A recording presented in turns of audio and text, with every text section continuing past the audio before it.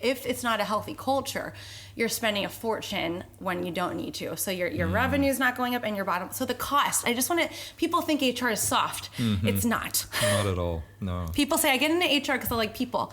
That's not the reason. You can be in HR and like people, but there's a lot of hard facts that drive what we do.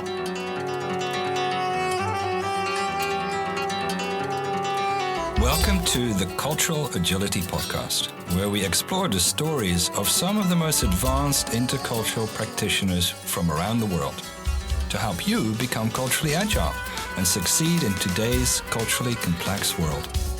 I'm your host, Marco Blankenburgh, International Director of KnowledgeWorks, where every day we help individuals and companies achieve relational success in that same complex world.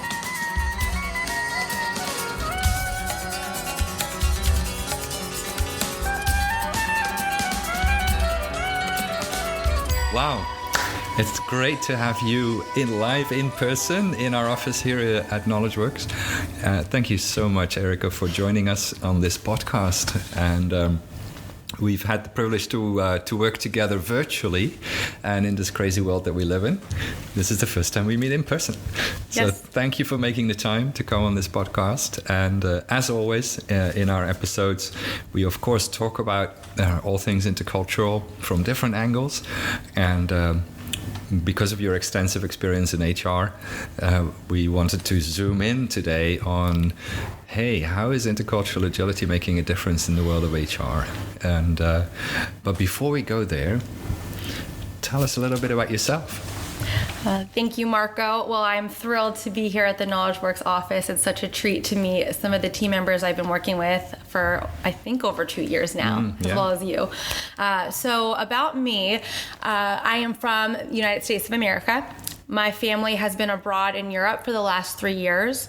I am the wife of Travis, 15 years married, and I have 2 kids, mom of Cody, who's 11, and mom of Rylan, who's 6. My faith is super important to me, and I also have a true joy and love for the field of human resources and business. And I've been doing that for about 15 years after I graduated with my master's and bachelor's at Penn State University in HR management. Fantastic. Well, thank you for telling your story on this podcast. So growing up in the US, graduating in the US, but then also we'll hear a little bit more about your adventures in other countries. When you think back of your youth, what would be some of the first moments where cultural difference or difference in general came on your path? Sure. Well, now, from what I know now, I think I was a very late bloomer in this world of cultural agility and intelligence, because I lived in an area in Pennsylvania that there was very little diversity, and I didn't even realize that until I went to Penn State University.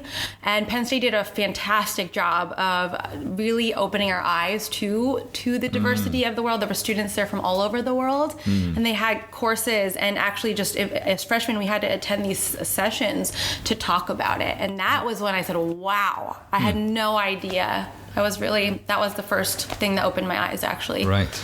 So as a student. Yes. And from there, how did you end up moving internationally? Tell us a little bit more about that part. I love the way you interact, your facial expressions, because a lot of people, good friends in the U.S. also say, wow, why did you leave? Why did you move? And I lived in the same area for about 10 years, married, had homes right by our parents, so it does seem like a kind of a crazy move. However, another big thing for me was at Penn State, I studied abroad in Australia as a senior, and I was blown away because I was in the international ward, so I didn't just meet people from Australia. I made friends all over the world, and I knew I loved that, and I felt like I really grew in my faith, but in my studies, I just was exponential time of growth. So when I came back, I said I would be open to going abroad again. you say an exponential time of growth. Yes. So if you would compare you before you went to Australia and then coming back, reflecting on yourself, what changed? I might get emotional. I there's people out there on my high eye, so because it was that much, that much meant to me that much. Okay. Well, I think for one, the world became a lot less scary. I left Pennsylvania in my cocoon of family and friends, and I didn't know a single soul in Australia. I didn't know one person. And I got on a plane for 30 hours by myself, and I was like 20, 21. And the fact that I could do that and I did it, I just became much more confident of what I could do in the world. And then the warm welcome I received and how the people around the world I met that became my dear friends, so different than me, but the way they lived their life was also fascinating and great. And I was shocked by that, I guess. I think I was more scared of the rest of the world, and I realized, no, there's a lot more out there. There's a lot of awesome people that I could meet and grow from and learn just from the friendship. Yeah. So those are a few of so much more. So now, a lot of people who experience that, it becomes a little bit contagious almost. Yes. Some people have said it's actually a little drug. Yeah. It's like meeting and exploring and getting to know the world and meeting other people, their lives. So where did it take you from there? Oh, yeah, I didn't prepare for this part, but I'll tell you. Well, I realized I have worked now and lived in 5 continents, and I've been to 6 continents. Not yet Antarctica. That's on my list one day, maybe. But so I guess you're right. You open that door a bit and see what's possible. And me and my husband, I don't know. We're not saying we'll never go back to the U.S., but I think we will be global citizens our whole life. We can never close that door now that it's open, because we found such love and such joy and passion and growth for ourselves and our children. Fantastic. And professionally, you've been in the world of HR for quite some time. Currently, you actually, we'll talk about that, well, you founded your own business. Yes. But there was a professional career even before that, right? Yep. So tell a little bit more about that. Sure. So after graduating Penn State, I worked for a few organizations. Mostly my time was in Fortune 500 organizations. So in that pace and that you learn a lot in the U.S., I finished my full-time working in corporate America with Thermo Fisher Scientific, which I was at about 6 years. And that also showed me how much I love working internationally, because I got to do some international trips, support international teams. So we'd made a decision as a family for both of us traveling and working with international teams. We couldn't do that and have little children for us. Yeah. And we decided that I would start a company for human resource consulting. And the name is Hire International Human Resources. I didn't have international clients. I didn't know if I ever would, but it had to be that name because I knew I loved working internationally. Right. So 5 years later, here we are in Dubai. Well, I'm glad we got connected, because there was a lot of synergy from the moment we first met, I guess. Yeah. So the world of HR is, if you look at the books that have been published on HR, they typically, most of them come from the Western world. Some of them are actually here on the shelves. And I meet a lot of HR professionals, yourself as well, of course. And a lot of their theoretical knowledge is typically sort of from a Western perspective. So you got to know KnowledgeWorks, got to know what we do a few years back now. What attracted you as an HR professional, as a human being maybe even as well, to the intercultural approach that we have at KnowledgeWorks? And were you even convinced initially that you needed it? Sure. So I have an amazing client that I worked with 3 or 4 years now, and they have an amazing board member, and he is the one who connected me to you. He really believes in, whether you call it people and culture, human resources, call it what you want, but this body work, he really believes in it. And he said, we do leadership training, we do a lot of trainings and development. He's like, I need to connect you. My daughter works at KnowledgeWorks, I need to connect you.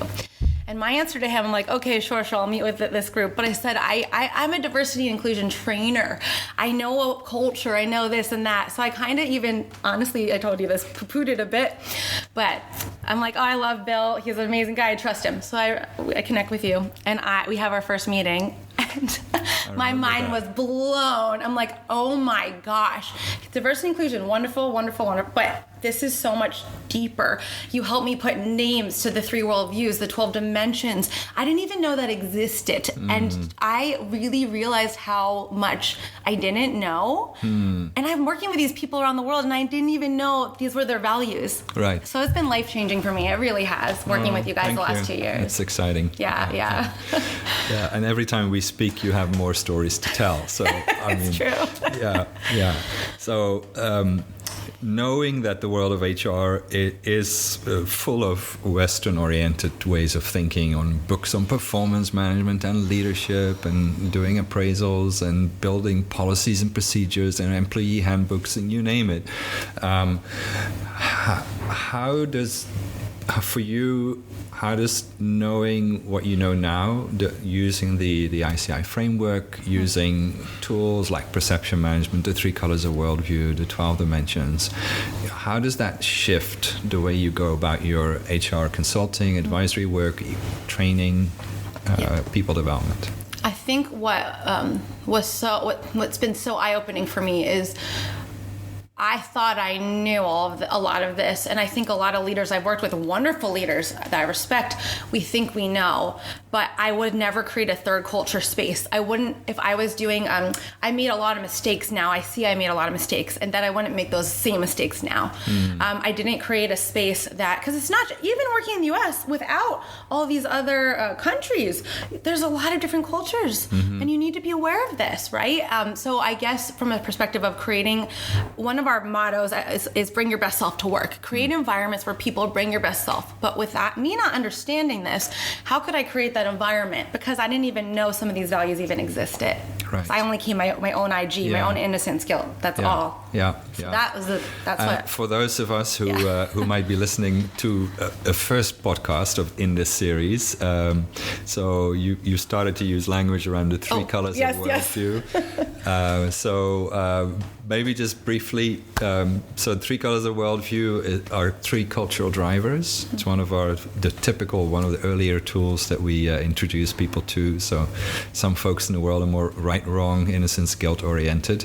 And that is the main way they make decisions, the way they communicate and think through dilemmas. Family relationships, it affects everything. It affects everything, yeah. Other people are more honor-driven, trying to avoid shameful situations. And then a third category is people that might be more hierarchical in their approach, where position, power might be more important, and how to use your power in either a positive way or sometimes it's used in a negative way as well.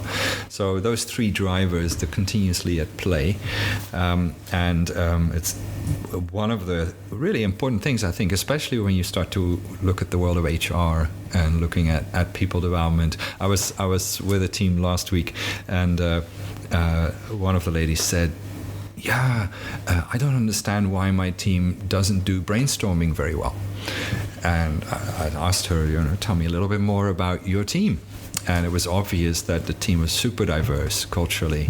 And all 3 of these drivers were present in her team. Some people were much more hierarchical. They would defer to the higher authority when a question was asked. Other people were more honor-driven. So they would listen to the people in the room, and they would not position radical ideas very easily. They would be very cautious. And other people would be more innocence, guilt-oriented, and they just say what's on their mind, and just put it out there. And I explained it to her, and she says, oh, that's why brainstorming is so difficult with a culturally diverse group.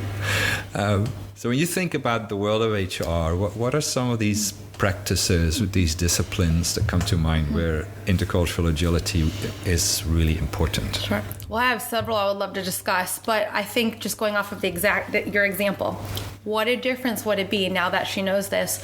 We structure how we do meetings at this organization, and we say these are the 5 rules. We all follow the guidelines, and we go through what does this mean for honor, shame? What does this mean? And then here you go. Yeah. And this is gonna transform the way meetings are done and Totally. much more. So that's just a really tangible example of leaders having a strategy, knowing this, and that's gonna be a game changer for that organization just by doing that. Yeah. Simple, Yeah. but effective.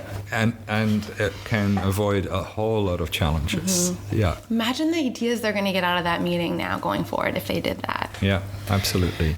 So there's a few that come to mind. Because I just touched on it, I'll share. But obviously, as an HR professional, say I'm new to a team. I want to come in and assess the culture. And you do that in a lot of ways. And we're very data driven.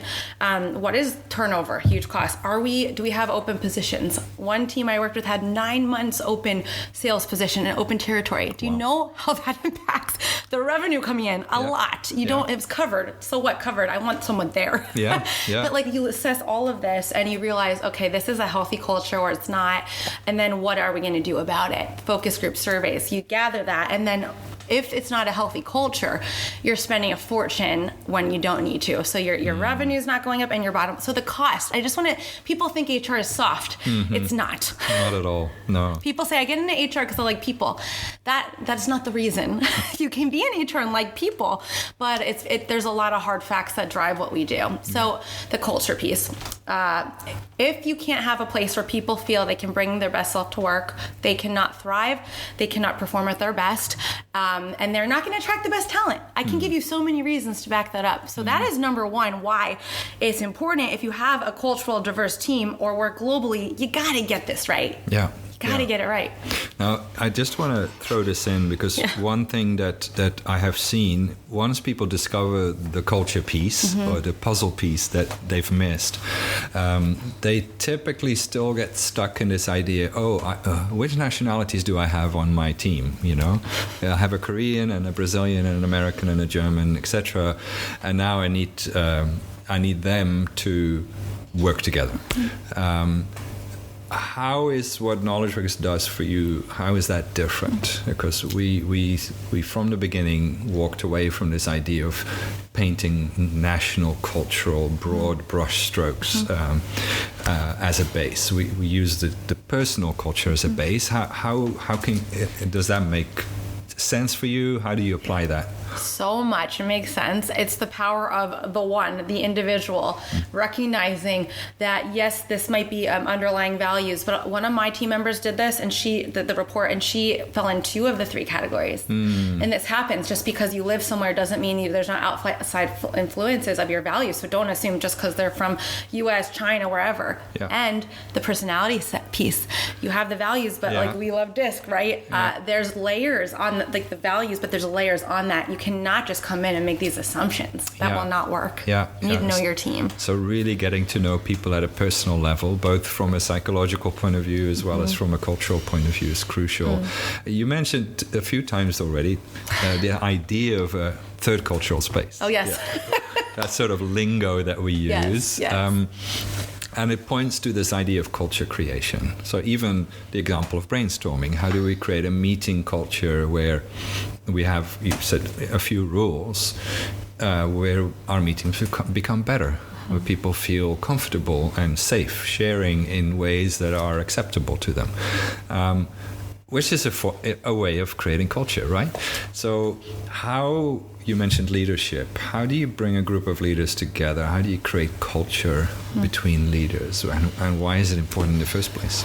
So for me, what I found worked, just speaking from my personal experience as well as my studies and research, I really think it has to be the data. Okay. I the only way I've done this with a group of the senior leaders of an organization, and when you show the data and you say this is why the team's leaving, this is what, like, if you can bring them that and you can paint the story and they get it, they're going to be more willing to listen. And also, I found another key that's been game changer for me. You always have maybe that 1 or 2 challenging leader that might not get it or be on board.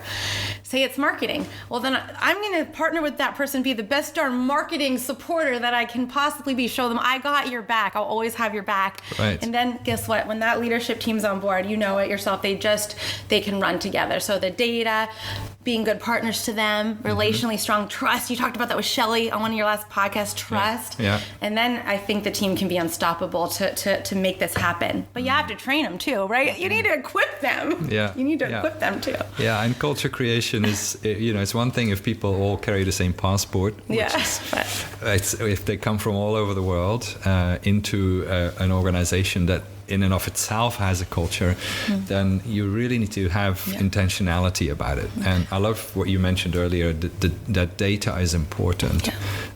Data about, what's the impact of our current culture on the organization, and what does that result in terms of what's working, what's not working. But then also adding that self-discovery piece. And I was with a group of senior leaders last week, and sometimes I think, well, these people have been in careers 15, 20 years. Why are we going, sometimes I'm even scared to take them back to basics. But then when you do, it's like this beauty start, it's like painting almost, and people really appreciate that self-discovery and deeper awareness, because from that they can actually move forward. Yes. They can make a difference. The first time I learned about DISC, I was at Thermo Fisher, and they brought in this amazing training. They trained all the leaders on DISC, and it just was so shocking to me, because I'm a high I, and obviously there's conflict with some other groups, and I never understood that. I did, the assumptions about me that people made could hurt me, and as well as my assumptions hurt maybe them. But to get this piece, it was so healing for me as a person to walk forward in that with much deeper understanding. Yeah, starting there, and then from there also, you actually genuinely can appreciate what other people bring to the table that you don't have. And leave space for it. Yeah. And also, who am I meeting with? Okay, there's C.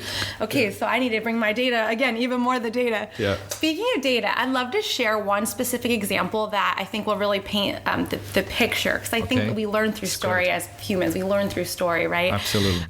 So this actually happened at Thermo Fisher, and I got to join a group as the HR head, or whatever you want to call it, and but in 6 months to a year, it was a phenomenal leadership team. We work great together. But in 6 months to a year, we dropped turnover together from 14% to 7%. Wow. We had our internal promotions go, and I remember this because you'll see the flip-flop, 25% to 52%. So that means people were getting they were getting promoted internally instead of hiring outside. We love hiring outside, but isn't that amazing? People had a better path forward because they were getting developed. We had 100% job offers accepted. Wow. When there was jobs opening for a long time before. Yeah. Do you know what I'm saying? Oh, 1 year. Oh, the other cool thing, in 1 year, not one of the new people left the first year.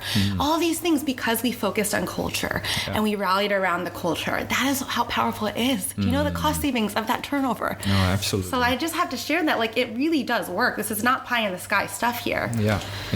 Oh, fantastic. Yeah. So when you think about the world of HR, what would be we could talk about many application areas, but what comes to mind for you that you think is important? So we have now for 5 years done full day leadership trainings with organizations. We got to actually go back to Thermo Fisher and do that. That was fun. And in other organizations as well. And we have one whole segment. We have 5 segments, and we have one whole segment on change management for leaders. Yeah. Because if you're going to trip and fall and struggle and be in this chaos cycle yourself, which happens for leaders, it's nice to know what to call it. It's nice to expect as a human, I'm going to be going through these emotions, but how do I lead from that place? Right. And I think we're talking about all these global organizations. If you're leading in that, how can you lead well in a chaos season if you don't understand the values of the team? Yeah. Their core family values, not just, I value integrity. Great, me too. Core. And I think it's okay, when we communicate this message, what does honor, shame need to hear? What does power, fear need to hear? To that strategy. And it's a big miss. This happens all the time. You see, I know you do. I know you could give a zillion examples. Yeah. That's huge, I think. That's Absolutely. A huge way to use this tool. Yeah. These tools. And to your point, actually, one of our practitioners is currently on that topic doing a PhD. Wow. Looking at exactly that, if you come from a more hierarchical background, more power-driven change-driven background, how is change actually working for you? And how do you, as a leader, come alongside people? What does it look like if you're more honor, shame-driven or more innocence, guilt-driven? And it's fascinating, even in the world of change, if you look at the theory of change, those three things, convincing people through reason, inviting them to a higher purpose, like glory to be gained, you're going to be the savior, the hero of the, what the future will look like, or forcing people and just saying, I'm in charge here, we're going to do this from now on, just get on with it. Those three are actually classically the cocktail of change management. And it's, like you said, it's just incredibly powerful to bring a tool like the 3 colors of worldview alongside, and you can instantly see how you misfire in the change management approach you use. You think even about like an innocence guilt culture. Ambiguity is hard for some because of personality, easy for some, but there's creativity in it. There's almost fun in it to some extent. But you think of power, fear, and ambiguity becomes, what do we do? The leader's not telling us what to do, and I want to know what my leader tells me so I do my job well. Bravo to them, right? But even common things of change is going to hit differently.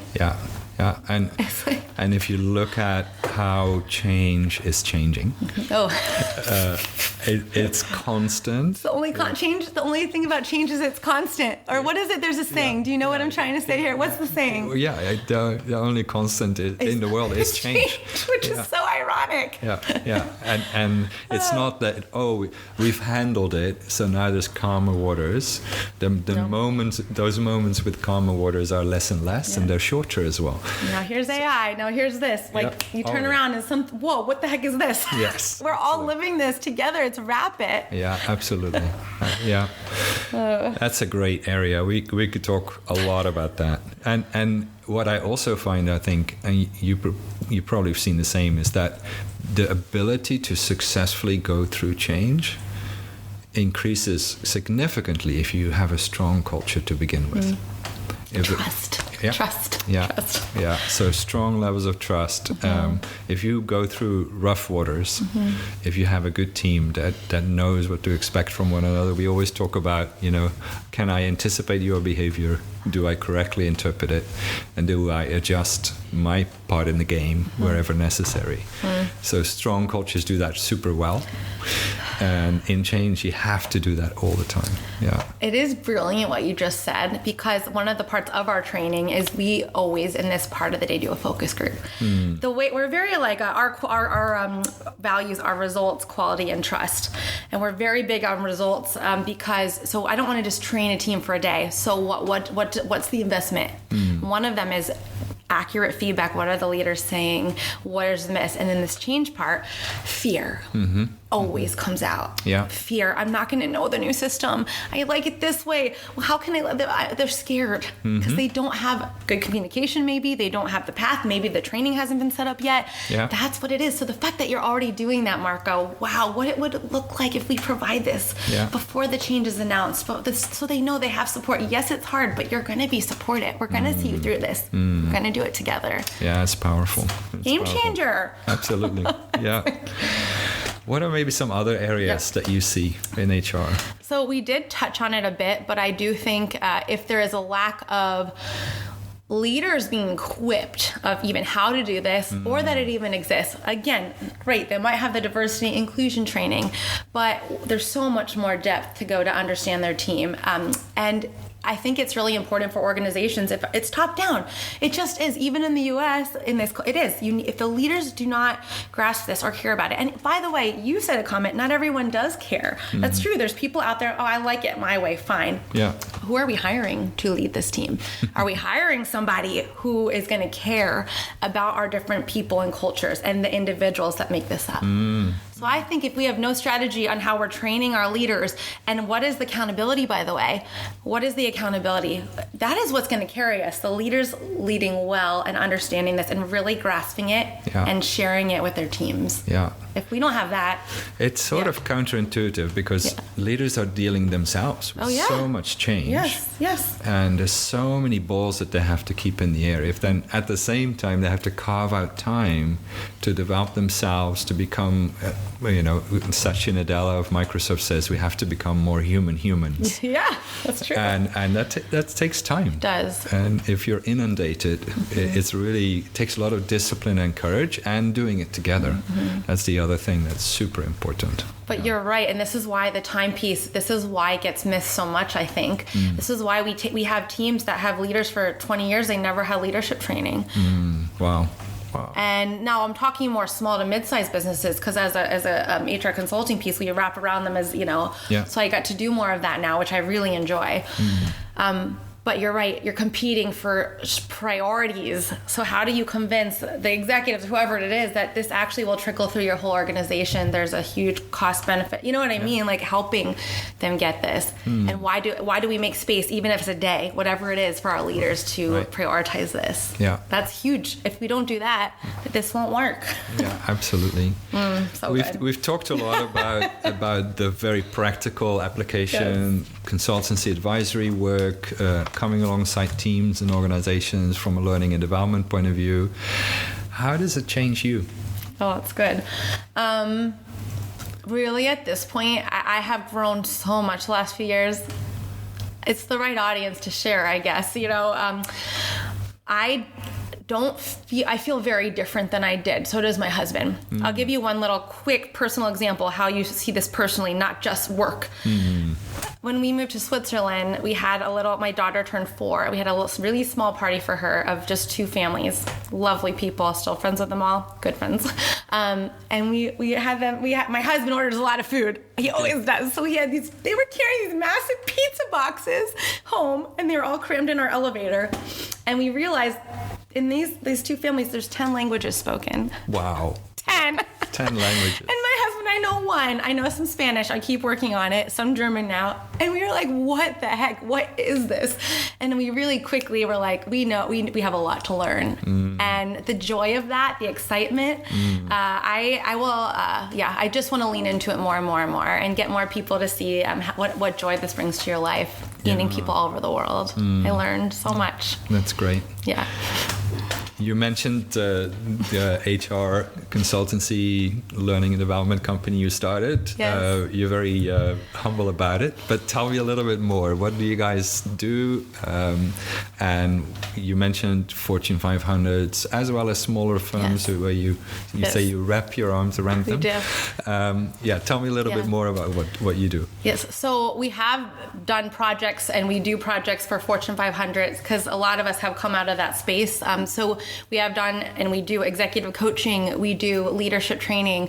Normally projects, the big companies don't hire us for, long-term services. They just want us to come in and assess the situation or investigation or executive coaching, something like that. Yeah. So that's actually a piece of it, and we love this. But our bulk, what has really become our bulk, is for these small to mid-sized organizations, as well as nonprofits and churches and life science businesses. We become their HR department. They don't need somebody full-time. They might have anywhere between 20 to 70 people. So maybe they're to the point. Yeah. But we do their benefits, and we do their succession planning, and we provide their training. And they have one partner they work with on our team. And then our team covers it all. We do their recruiting, and we just wrap around them and make it easy so they don't have to worry about their HR handbooks. Like whatever they need in HR, we got them covered. Right. And that's the bulk of what we do. Yeah, and it's one of the many reasons, but it's one of the reasons why we were attracted to Go High HR, because the fact that you have that technical expertise, which we in KnowledgeWorks we don't have, and it's a great way to partner, but also your deep passion for people development and culture creation. That was, so as a result of that, we are actually partners now officially, right? So how do you see that? How do you see that going to the future? I am so thrilled. I am so thrilled coming into 2024 to be an official partner of KnowledgeWorks. Again, might get emotional.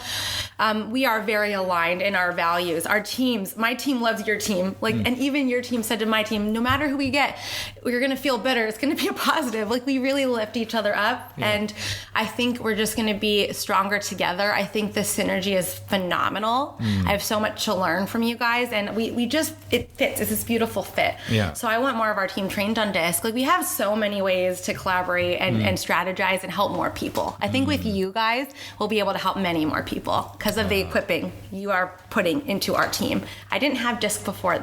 I didn't have the ICI, the Intercultural, and now I do. Thank you to you. So you say what did you use? The technical.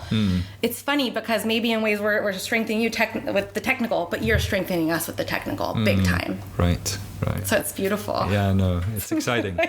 and it's beautiful because I'm learning more and more how small partnerships can be big. We're both smaller organizations, but by synergizing and bringing what we're really good at and passionate about, bringing that together, it amplifies. It does. Something beautiful is born. I feel it's just the beginning of what is possible. And I'm not just saying that as being a positive person. I truly believe that deeply. And my team does too. We're all very, very excited about it. So there's typically quite a few HR professionals listening to this podcast, and if they haven't been exposed to ICI, to anything to do with intercultural agility, and what would you say to them? How would you convince them to take it serious? So I love my HR people. I love working with HR people. Many times, we're fast friends because we understand the name of Terminator, party planner, all the misconceptions of what we actually do, right? And what I would say is if you too also have a passion to see your team grow and develop and build these healthy cultures where people thrive, ICI will give you the right terminology. It will give you the equipping. You'll be with a team of amazing people around the world that you'll get to know, led by Marco. So I guess I can't say enough. I think now that I've got to go through this, I just feel much more equipped to go out to help my leaders and help our team grow. And you're going to do that because as an HR person, you're doing that already. So what you can infuse from this into the leaders you work with and the team you work with, it's very powerful. Oh, thank you. Yeah. Thank you for saying that. It's true. So for the partnership between our two organizations, your team that you're leading, what's ahead of us? Well, there is so much more than I can even say right now. But we are definitely on a growth trajectory. We are ready to hire more amazing people that we've been in touch with that would like to join. And we just want to make it the biggest impact we can and help as many people as we can. But I will say, with much growth that we're seeing, the next month or two, we're also working on the cleanest internal processes to really support where we're headed. And that is so important. If we don't do that well, we could fall off the track. So we're seeing that as we grow and we're focusing on the new clients and blah, blah, you got to get it perfect internally to be able to support what's happening. Yes. So that's that is a big focus for me this quarter, to really assess this and make sure our team has the best support internally possible so they can give the best support to the growing clients. I can totally concur with that. I'm not naturally a detail-oriented person, but we have beautiful detail-oriented people on the team who make that happen. And it's incredibly important because it creates scalability. Yes. But also it creates a practice in your own team that you can transfer to your clients. Yes, absolutely. I have one more question for you. So we're talking about the future